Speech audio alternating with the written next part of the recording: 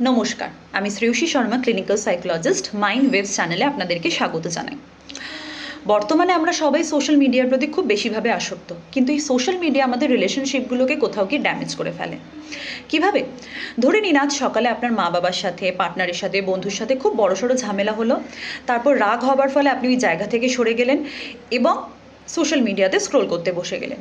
Social media সেই সময়তেই একটা কিছু রিলেশনশিপ রিলেটেড কন্টেন্ট আপনাকে দেখিয়ে দিল, যেটা রিলেটেড আরও কন্টেন্ট আপনি দেখতে শুরু করলেন, যার ফলে আপনার মনে হলো যে আপনি ঠিক আর বাকিরা একদম ভুলভাবে আপনাকে ট্রিট করছে। মানে ওই কন্টেন্টগুলো আপনাকে এতটা বেশি প্রাধান্য দিয়ে দিল, আপনাকে এতটা বেশি স্পটলাইটে এনে দিল, আপনি মনে করলেন আপনার আচরণটা, আপনার ভাবনাটা, আপনার আবেগটাই একদম সঠিক।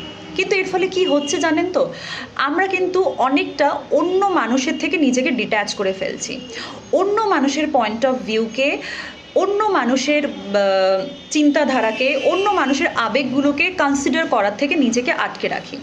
এর ফলে আমাদের মধ্যে একটু অ্যাপোলোজাইজ হওয়া, একটু মানিয়ে নেওয়া, অ্যাকসেপ্ট করার ক্ষমতাগুলো কমে আসছে।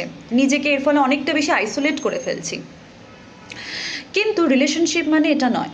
রিলেশনশিপ কিন্তু খারাপ ভালো মিলিয়ে, মানে একটু খারাপ হলো বলেই পুরোটা খারাপ, আর একটু ভালো হলো বলেই পুরোটা ভালো, এরকম নয়।